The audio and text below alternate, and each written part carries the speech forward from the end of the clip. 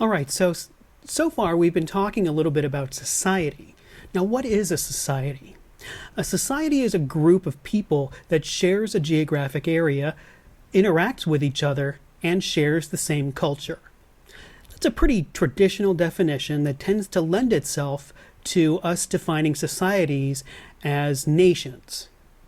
And for a very long time, all people did was forage for food. That's all we did for a long time during history.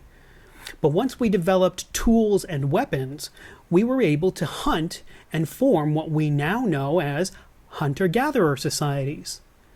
If you notice, hunting and gathering are two different tasks.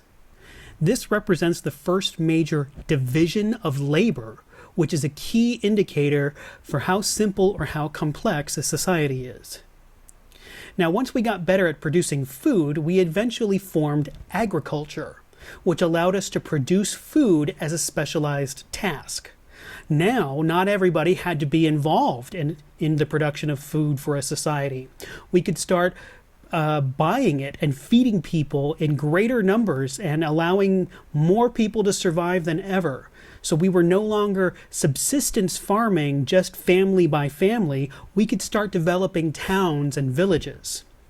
Now, in the 9th century, Europe began basing societies on land ownership, giving rise to feudal societies, where aristocrats who owned the land would employ and house villagers who would produce food and other products on that land. So if you've ever seen a show like Downton Abbey, it represents the very end of aristocracy in the 1920s. And just remember what happened during the French Revolution. That interrupted aristocratic life in a big way at the end of the 18th century.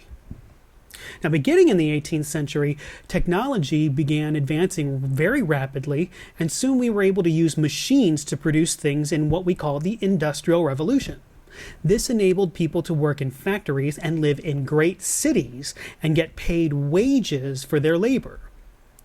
Now, the early 20th century gave rise to another kind of revolution, that of information. In what is called a post-industrial society, people don't necessarily make things, but process information and produce services. But we should back up a little bit. Why did people begin working in factories? Who paid them their wages? Well, during the feudal age, a traveling merchant class emerged, and between them and some of the aristocrats who managed to survive the revolution and still own land, a new kind of wealthy class was formed, the bourgeoisie. Their wealth allowed them to start factories. The people who worked for them became known as the proletariat. Now, because the bourgeoisie owned the factories, they could pay the proletariat wages for their labor. This is how capitalism was born. You know, there's a common expression, you need to have money to make money. That's exactly what's going on in a capitalist system. The bourgeoisie's capital makes money without having to do anything. How? By paying the proletariat less money than the bourgeoisie makes from selling the products that the proletariat makes in the factories. Not very fair. Now, so far we've been talking about how societies grow and become more complex. Max Weber observed this as he used to work in an office and as a banker in the 19th century. He saw that what truly made industrial society modern, and sociologists tend to use modern and industrial interchangeably, is the tradition became less and less important in how we lived our lives, and rules and efficiency became more and more important. This is a concept called rationalization or rationalism. In a corporation, anybody can fulfill the role of a president, CEO, administrative assistant, or receptionist. The individuals themselves are not that important. It's that we have somebody who fulfills a role. That's what's important to the functioning of a company. We also say this about governments. And anybody could theoretically fulfill the role of a president, but it's more important that we have a president than go without one.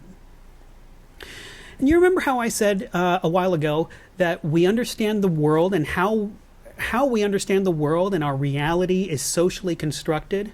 Well, one example of this is the Thomas and Thomas theorem. If a person thinks a situation is real, then it will be real in its consequences.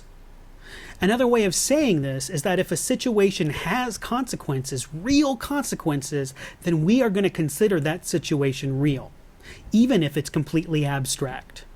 So if a child gets beaten every time he gets less than an A on tests, maybe he's going to start to fear tests, even though it's his parents who are the real threat. And remember too that I said that our status is what role we play in a situation. Roles are patterns of behavior that we can expect in certain situations. We expect certain behaviors from kid sisters, from neighbors, from cashiers, from presidents. This can be influenced by our presentation of self.